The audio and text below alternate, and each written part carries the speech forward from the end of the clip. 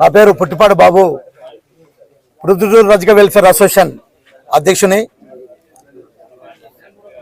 మాకిక్కడ దోబిఖానా 2003లో ఈ స్థలం government revenue వారు కేటాయించారు.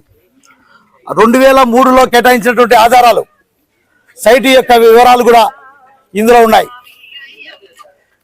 2003 నుంచి ఈ పొద్దుటి వరకు కూడా దోబిఖానా వినియోగించుకోవడం జరుగుతూ ఉంది. దానికి సంబంధించినటువంటి కరెంటు మున్సిపల్ ఆఫీసర్ల అధికారులు ఇచ్చినటువంటి ఆ దోబిఖానాకు సంబంధించినటువంటి కరెంటు మీటరు, వాటి యొక్క సంబంధించినటువంటి పేపర్లు కూడా అందులో మా దగ్గర ఉన్నాయి. అయితే 2003లో మాకు ఇచ్చినటువంటి ఈ స్థలాన్ని ఇప్పటి వరకు కూడా మేము కొనసాగుతూ వస్తూ ఉన్నాం. ఈ స్థలంలో ఈ వెల్ఫేర్ ఇక్కడ ఉన్నటువంటి కమిటీ సభ్యులందరూ కూడా ఈ మధ్య కాలంలో ఇల్లు వేసుకొని మమ్మల్ని ప్రశ్నించడం జరుగుతూ ఉంది. అయ్యా, మేము మీకంటే 2003లో మేము దోబిఖానా ఇక్కడ నిర్మించాం. ఇప్పుడు మీరు వచ్చి ఇక్కడ ఉన్నటువంటి వెంచర్లో ఇల్లు వేసుకొని మీకు ఏం హక్కు ఉంది, మీరు ఎక్కడికి వెళ్తారు, మీరు రస్తా ఏముంది అని చెప్పేసి అడుగుతారు.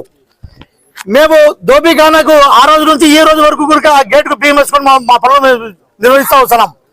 వాళ్ళకు వచ్చే సమస్య ఏంటంటే, ఇక్కడ బట్టలు ఉతుక్కోకుండా బయటికి వెళ్ళిపోతే ఆ స్థలాన్ని మనం ఉపయోగించుకోవాలనే ఉద్దేశం ఉందో మరి ఏమో మాకు తెలియడంలే. ఈ మీటర్ను తొలగించడం జరిగింది.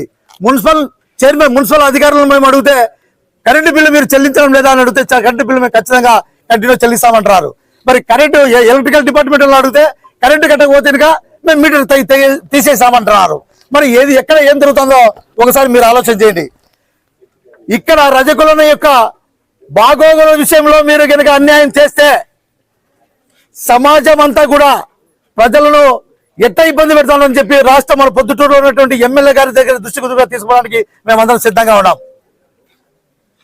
2003 నుంచి ఇప్పటి వరకు కొనసాగుతున్న దోబిఖానా లోపల ఉన్నటువంటి దాంట్లో మీ హక్కు ఏమిటి?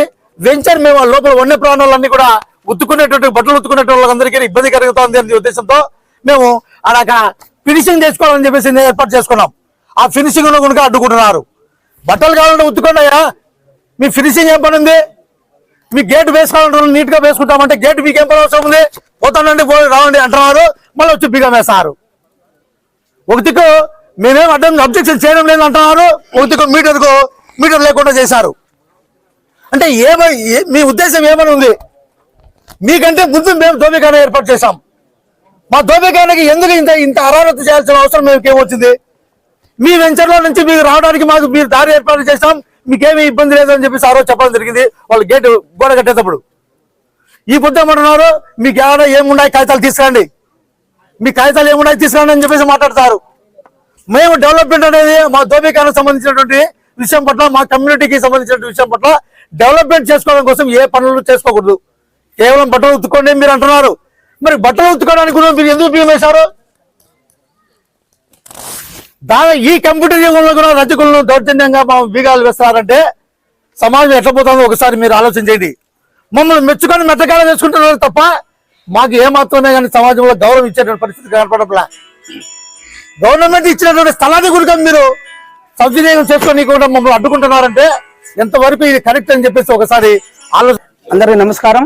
ఇక్కడ విచ్చేసినటువంటి మీడియా ప్రతినిధులకు, విలేకరులకు, రజక కార్యకర్తలకు అందరికీ నా యొక్క నమస్కారాలు.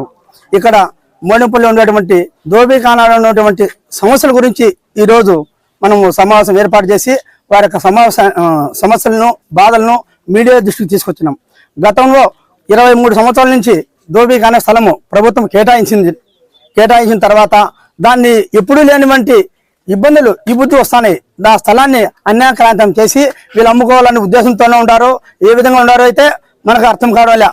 ఇక్కడ వచ్చేటువంటి గేటుకు బీగాలు వేయడము, వాళ్ళని ఇక్కడ మీరు రాకూడదు అనడము ఇవన్నీ చేస్తారని చెప్పేసి మా దృష్టికి కానీ రజక సంఘం నాయకులు తీసుకొచ్చారు. కాబట్టి మేము అధికార పార్టీ తరఫున మేము కానీ 7వ వార్డు ఇన్ఛార్జి రమణ, గంగాధరు 27వ వార్డు ఇన్ఛార్జి మేము అధికార పార్టీ తరఫున వచ్చి వీళ్ళ యొక్క సమస్యలను మా స్థానిక ఎమ్మెల్యే వరదాటి దృష్టికి తీసుకుపోయి మీ యొక్క సమస్యలను కృషి చేస్తామని ఎమ్మెల్యే ద్వారా కృషి చేస్తామని చెప్పండి. మీకు ఈ సభ అన్ని పార్టీలు వచ్చాయి కాబట్టి, ప్రజా సంఘాలు వచ్చాయి కాబట్టి, ఒక సిపిఎం కానీ, ఎంఆర్పిఎస్ కానీ, బీజేపీ కానీ, అన్ని సంఘాలు కానీ మద్దతు ఇచ్చినాయి.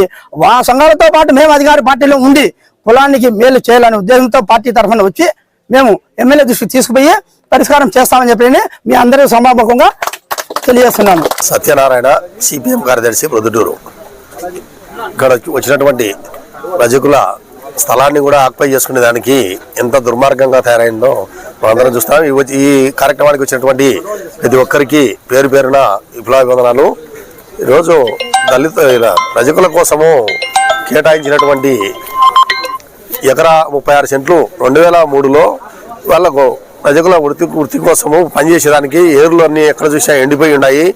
అది బోర్లు వేసి అక్కడ టౌన్కు అందుబాటులో అని చెప్పేసి 4 వైపులా ఇట్లాంటి దోబిఖానాలు అనేది ఆ ప్రభుత్వం ఏర్పాటు చేసింది. 2003లో అంటే ఈ కాలనీ కూడా లేదు అప్పుడు. అది తెలిసి కాలనీ కూడా 10 ఏళ్ళ వచ్చినట్టుంది. ఈ కాలనీ అంత ఏర్పడింది అంటే 2003లో వాళ్ళకు ముందు ఇస్తే వాళ్ళ చుట్టూ కంచె ఉంది. కంచె కూడా ఈరోజు వాళ్ళను ఇబ్బందులకు గురి చేస్తూ అక్కడ లోపలికి పోకుండా దారి అడ్డగిచ్చి ఈరోజు వాళ్ళను బీగాలేసి లోపలికి పోని పరిస్థితి ఇస్తున్నారు. అంటే మురికి బట్టలు కానీ ఇడిచిన బట్టలు వాళ్ళు మురికి వదిలేయాలంటే ఆ రజకులే చేయాలా. మీరు అది కూడా గమనించకుండా ఈరోజు దానికి బీగాలేసి పోనీకపోవడం దుర్మార్గము.